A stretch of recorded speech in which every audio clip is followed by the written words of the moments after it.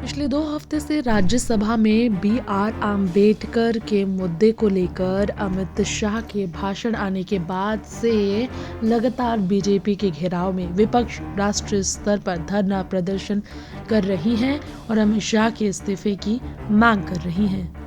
इस बीच आपने देखा होगा कि समाजवादी पार्टी और भारतीय जनता पार्टी के बीच महाजंग रही। कांग्रेस और बीजेपी के बीच भी वैसी ही जंग थी।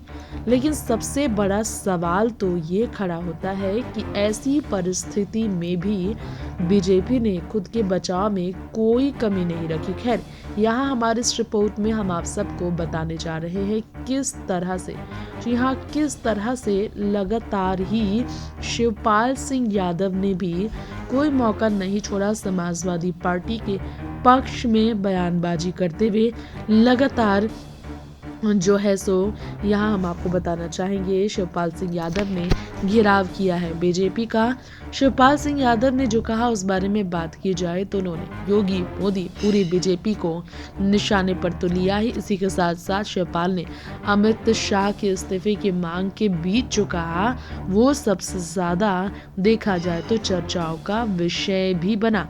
जी हाँ, आपको बता दें कि तानाशाही, बीजेपी को तानाशाह कहते हुए शिवपाल सिंह यादव ने हाल ही में इटावा के एक रेस्टोरेंट के कार्यक्रम में पहुंचकर जवाब दिया था और इस मौके पर मुस्लिम हिंदू के एकता को खत्म करने का षड्यंत्र रचा रही भाजपा को लेकर शिवपाल का हमला तो सामने आया ही, साथ ही साथ उन्होंने ये भी कहा भाजपा पर निशाना साधते कि लोगों को रिझाने के लिए षड्यंत्र करने वाली भाजपा कुछ काम तो कर नहीं रही, झूठ बोलकर जनता को सिर्फ भटका रही है।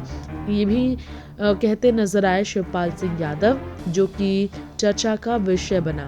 उन्होंने हिंदू मुस्लिम करके जनता को भटकाने का काम बीजेपी कर रही है, मुझे ये पता है। ये कहने वाले शिवपाल ने अमित शाह को लेकर कहा कि गृह मंत्री ने आम्बेडकर का अपमान तो किया ही, ये लोग संविधान को नहीं मानते, इनका लोकतंत्र में विश्वास नहीं, ये देश को तानाशाही की राह पर ले जाना चाहते हैं। विपक्षी दलों के लोगों को झूठे केसों में फंसाने वाले वन नेशन वन इलेक्शन के बारे में शिवपाल ने ये भी कहा अभी कितने प्रदेशों में अलग अलग चुनाव हुआ, क्या एक साथ करवा लिया।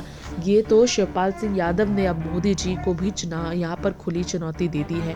इतना ही नहीं, शिवपाल सिंह यादव की इस तरह के स्टेटमेंट से एक बात तो साफ हो चुका है कि भारतीय जनता पार्टी को पूरी तरह से आने वाले बिहार में चुनाव और दिल्ली में चुनाव से पहले किसी भी तरह से मौका नहीं देना चाहते हैं अपनी बात रखने का। वो संघ प्रमुख मोहन भागवत और भाजपा के बीच अनबन की बात पर भी शिवपाल ने कहा ये मुझे नहीं पता, लेकिन ये लोग देश को पीछे, बहुत पीछे ले जा रहे हैं, ये कहना है शिवपाल का। Next 9 political bytes report.